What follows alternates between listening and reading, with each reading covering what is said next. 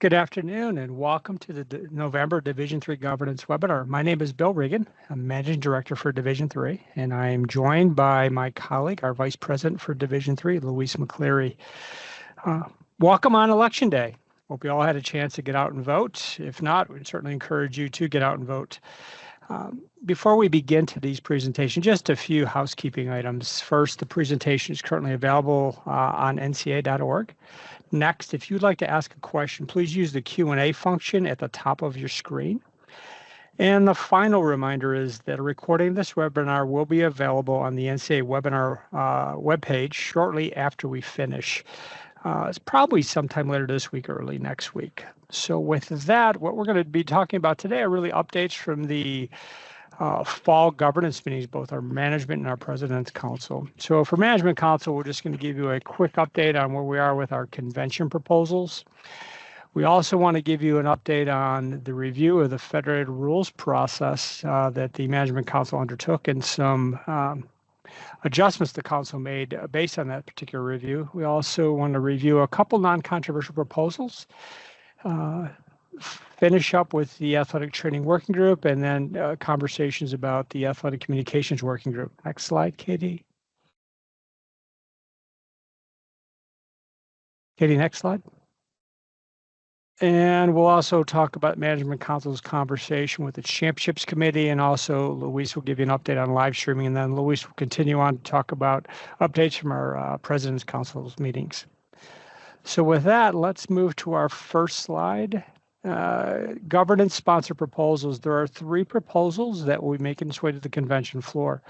The first of those proposal is to amend the legislative process, and that proposal is really intended to help facilitate greater membership participation and greater collaboration between the governance structure and the membership. The next proposal is to create a National Collegiate Championship for women's wrestling. If adopted, that championship would occur in the spring of 2026. The final governance sponsor proposal is waiving the time period, or creating a waiver for the length of time for our institution that is reclassifying to Division I. That would potentially reduce that process from a 3-year process to a 2-year process, provided the institution is complying with financial aid and sports sponsorship legislation. Next slide, Katie. Also, several membership proposals that will hit the convention floor. The first is the composition of our Student Athlete Advisory Committee. And what this proposal would do is to allow all multi-divisional conferences and a group of independents to have a primary member on our national SAC. The next proposal would be a multi-sport conference minimum size requirements. And really what this would do is create alignment between the requirements for a single sport conference and IQ requirements. So you need to have 6 active NCAA Division III members in order to be a multi-sport conference. And the last proposal would be to amend the federated rules process that was adopted last year. And what it would do is create a particular subcommittee of the Management Council that would have the opportunity to exempt Division III or make playing rules permissive for Division III if they have a significant financial impact or impact a Division III fundamental principle. There was one additional proposal that was in the cycle, and what that proposal would have done is provided an exception for graduate students to participate while enrolled at a different non-member institution that had an affiliation or a relationship with the Division III institution. President's Council spent a lot of time talking about this proposal, and in the end, they felt that it just needed more study, more time to be vetted. So they've referred it back to our Management Council, and what they've asked the Management Council to do is to send that back to probably our membership committee to continue to vet this and consider different options to kind of study the impact of this proposal. So at the end of the day, this proposal will not be going to the convention floor for the 25 convention, and we expect over the next couple council meetings to kind of figure out what is going to happen with this particular proposal. Katie? In April, the Management Council asked the staff to conduct a review of the federated rules process. And what they really wanted to know is a few things. Was the process actually being implemented as it was adopted? Did committee members believe who were involved in the process that they had the autonomy to actually federate a rule? At the end of the day, what is working, what is not working? And if there were potential changes, what potential changes should be made to the current process? So the findings from our review, one, confirmed that the steps are being implemented as designed and as adopted. However, we did note there was some inconsistency among committee members in the understanding of the process, as well as what they could and could not federate. We noticed that especially in the very beginning. Like anything, you start a new process, you're figuring things out. But as the process went along, it became clear to both the liaisons and to the committee members kind of what the process was and what their options were in terms of federating playing rule rather. The other thing we noted is the surveys that are used to solicit membership feedback about playing rules, the response rates remain really low. And a lot of the committee members noted that on given issues, it would be helpful to have greater voices, Division III voices, to be part of the process, especially when we're dealing with such a large and diverse membership. With those findings, the next slide, Katie. The Management Council adopted several changes.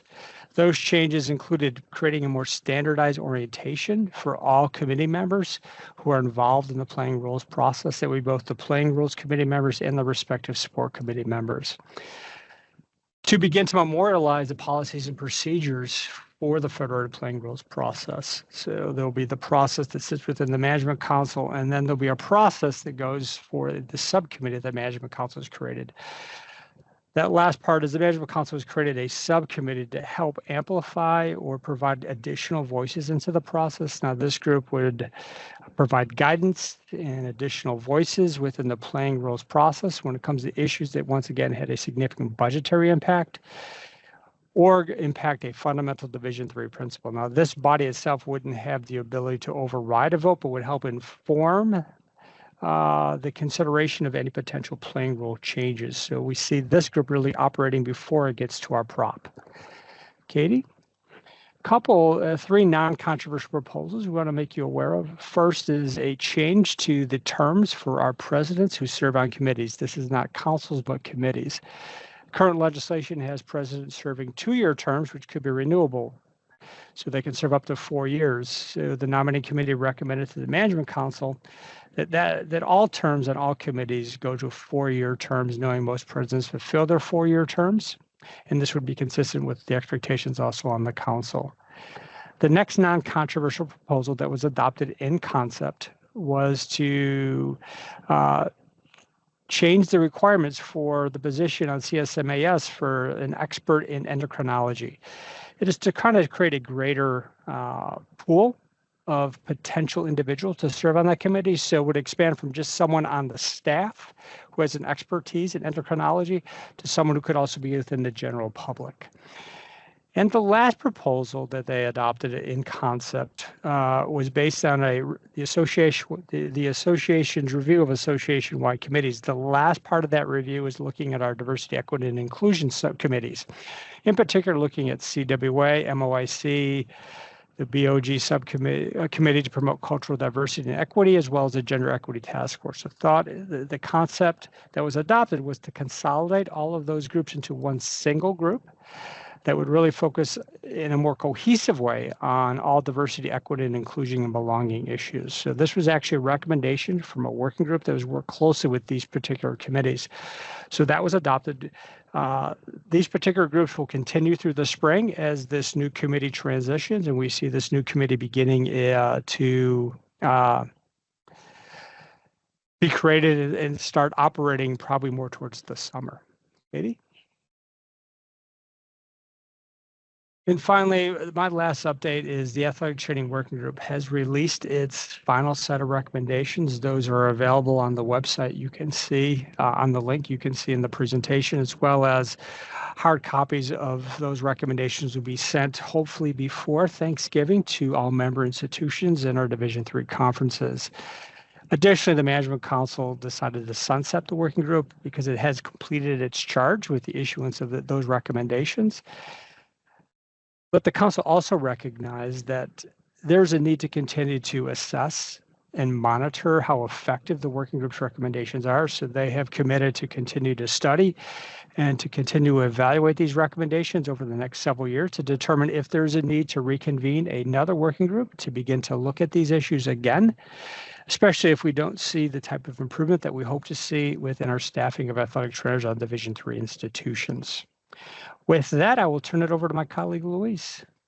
Thank you, Bill. I'm going to pause for a minute. Remember that you can use the Q&A if you have any questions regarding the slides that Bill just covered. The slide that you see now, Athletic Communications Working Group, back in 2012, there was a push from the membership to say, how can we support our athletic communication and sports information directors? As all of you who are listening know, that urge is still there. Bill mentioned we created a resource for athletic trainers. What we've heard from the membership is that our athletic communication staff is just as important, just as vital. And so what we have done is we had that resource in 2012. We updated it in 2019, but so many things have changed in the last 5 years. We have pulled together a working group to look at those current recommendations and best practices to support our athletic communication and sports information directors. So we have a working group, commissioners, athletic directors, athletic communication directors, have come together to assist us to update our resource. We anticipate working with college sports communicators, formerly COSIDA, to put out a survey to the membership so that we can reach out directly to say, what are the greatest concerns facing our sports communication professionals today? We anticipate that survey occurring in January or February. The working group will use those survey results as well as other means, and the goal is to have an updated resource out to the membership by the summer of 2025. So stay tuned on more information in that space. Regarding championships, Management Council, they approved to have a joint 2028 Division III Women's Basketball Championship in Indianapolis. That's with Division I and Division II. This same request has been preliminarily approved by Strategic Planning and Finance over the summer, but they will get the formal request next week when they meet. We anticipate that they will also approve it, and then it will ultimately go to President's Council in January to approve. Keep in mind, we've done this a couple times. We actually have a joint championship for men's basketball slated in 2026. We have found, and the councils agreed when they received this request for the joint women's basketball championship, not only is it a phenomenal experience for those participating, it really elevates the brand and marketing for the division. So this is something that we anticipate being approved by both Strategic Planning and Finance as well as the President's Council. In other championship news, the Championships Committee has been reviewing a request that came from the soccer committees to say they would like to extend their playing and practice seasons by 1 week starting in 2026. A membership survey went out. That feedback has been reviewed by the Championships Committee. It's also been shared with the membership. The Championships Committee, though, decided before they made a decision, because they know that this is very important for the membership, especially when there's any type of change to playing and practice seasons, how that impacts athletic trainers, sports information directors, practice facilities, competition facilities. They asked the Management Council to weigh in. So the Management Council looked at past reports from the Championships Committee. They looked at that membership survey, those results. They discussed it. Some feedback will go back to the Championships Committee. They will continue to look at that and make a decision, I would say, over their next couple of meetings. Almost all of you should have received an email this week about live streaming. I think for the first time ever, we have let the membership know that all of our hosts for team championships need to live stream. That's a requirement to host. What we are also doing for any host, they will be reimbursed up to $1,000 per day for that live stream. What we just signed, though, is an agreement with Huddle to make sure that they work with all of our fall team championships, being field hockey, men's and women's soccer, and women's volleyball, to say, okay, host, you're going to live stream, but Huddle's going to work with you at no cost to make sure that those live streams are available on ncaa.com. We figured that way, I'm going to use soccer as an example, versus a fan going to 16 different institutional sites, they'll be able to go to ncaa.com and get all of those links as we move through the championship. We also, I think all of you know, signed an agreement with ESPN, and part of that agreement was that our football, our women's volleyball, and men's and women's basketball would be on ESPN Plus. We learned recently, not too long ago, that ESPN Plus actually has the rights to every round of our football championship. And so for our football championship this year, our hosts will do the live streaming, but instead of it going to ncaa.com, it will actually go to ESPN Plus. I think that's tremendous news as we continue to get our brand out there. ESPN Plus has over 25 million viewers that will be able to have every round there. For women's volleyball, ESPN Plus was scheduled to have our semifinals and our championship game. But since the quarterfinals are at the same site for this year, and we anticipate in future years as well, ESPN Plus will live stream the quarterfinals, the semifinals, and the finals for women's volleyball. Just a reminder that for football and for those, the quarters, the semis, and the championship for women's volleyball, it will only be available on ESPN Plus. And then the last thing that we've heard from the membership, from our fans, is that it's really important for any live stream to have the OTT app. And it's a bit outside of my normal language, but my understanding is by having that app with the live streams, it really enhances the viewing on both mobile devices as well as TVs. So this is tremendous news for the division. We've sent that information out broadly, and then we're also working very closely with our fall team hosts to make sure that they're prepared either to work with Huddle to get it onto ncaa.com or to work with ESPN to make sure we get it on ESPN Plus. And I think the most important thing that we heard from the membership is that there will not be a paywall for any of these live streams. All right, I'm going to switch gears slightly, and we'll go to President's Council. And the update that is here on the slide, really both Management Council, President's Council, and then this weekend when National SAC meets, we've been discussing sports betting.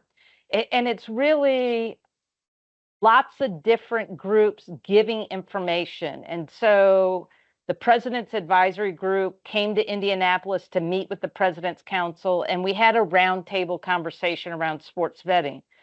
But both President's Advisory Group and President's Council had the opportunity to hear from the Office of Legal Affairs, as well as the Sports Science Institute, around what does this mean, sports betting, and a somewhat narrow focus where the discussion ended up was, what would it mean if we ended up deregulating and got rid of the prohibition of betting on professional sports?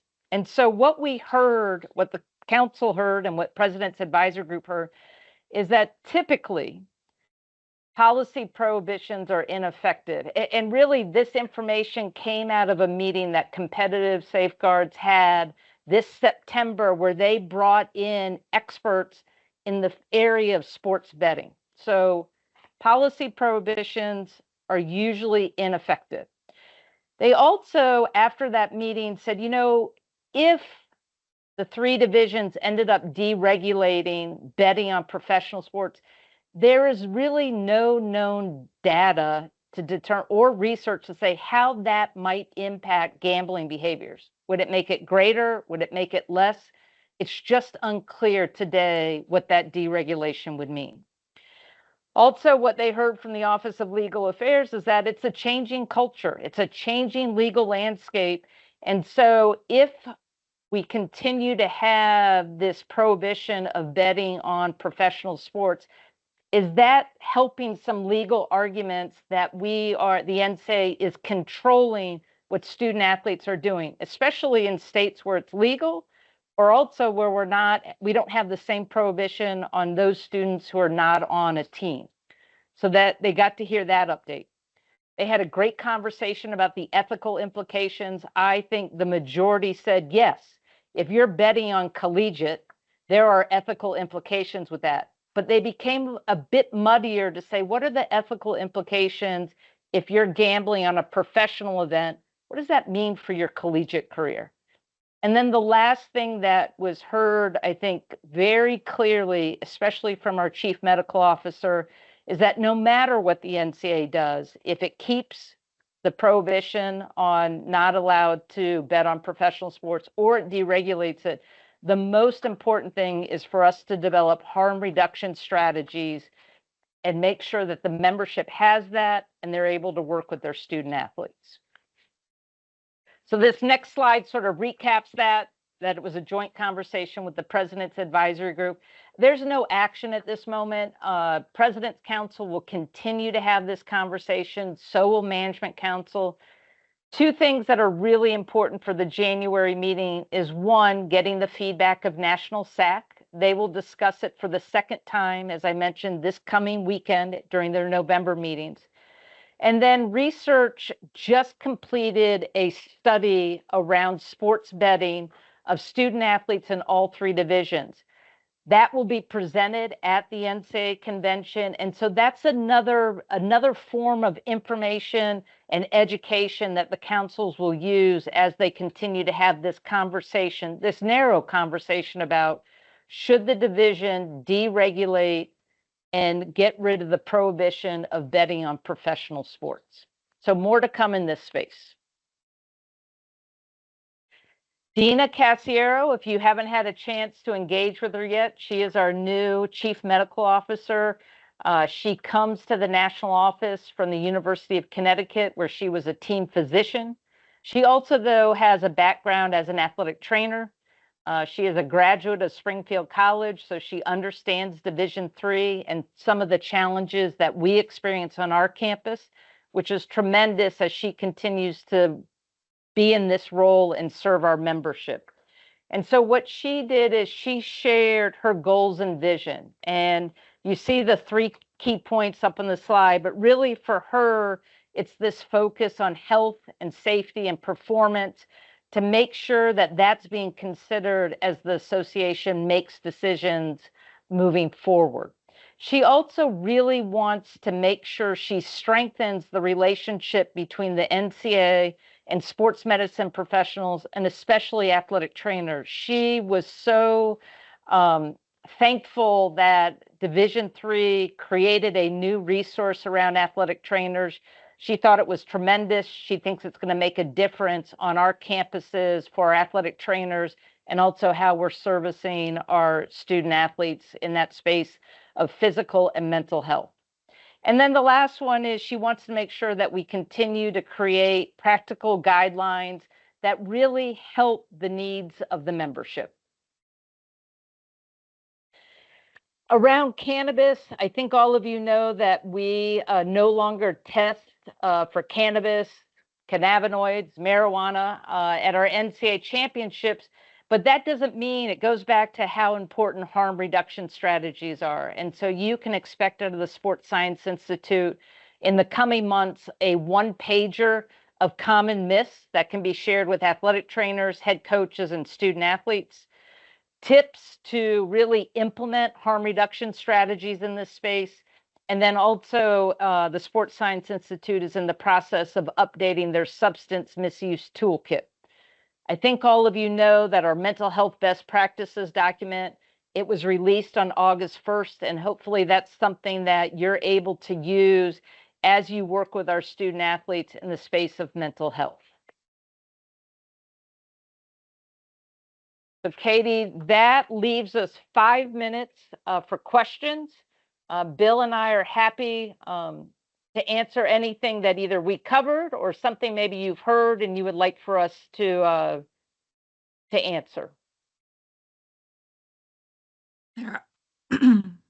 The first question, will the sports wagering data presented at the NCAA convention be broken down by division. Historically and generally, Division III student athletes have wagered on sports at a higher rate than Division I and II peers. Will we be able to see if that's still the case? Bill, I'll jump in. The answer is yes. When that presentation is finalized, President's Council got a sneak peek at it. They are still finalizing that data for the presentation at the convention, but yes, it is broken down by all three divisions, and it will show the trends of the past couple times that we've done this survey compared to the survey results from this past year. That looks like it's the only question we've got in the queue right now. Okay. So I'll speak slowly at the end, but as Bill mentioned, this PowerPoint as well as the recording are both on the Division III webinar page. We know it's a very busy time. You have fall championships, election day, as Bill said, so we hope you have the opportunity to get out and vote. But if anything else comes up, you should not hesitate to reach out to myself or to Bill. And if you send us an email, we are happy to find an answer to your question. Louise, there is a good, you got it, Katie? Yep, you spoke slowly enough, Louise. Okay. So we did get another question related to the championships live streaming. Can you just clarify the paywall between ESPN Plus versus the games on ESPN.com, the paywall situation? That's right. So, so if for football, I'll start there because football has every round on ESPN Plus. For anybody to view that, you need to have an ESPN Plus subscription. So you could have a year subscription, or you can get a monthly subscription for under $12. I'm not going to have the exact price, but the only way to watch our events that are being covered by ESPN Plus is to have an ESPN Plus subscription. All the other events, field hockey, soccer, women's volleyball before the quarterfinals, that will be on ncaa.com, and there's no subscription that is needed with that. Thank you. And that was the last question.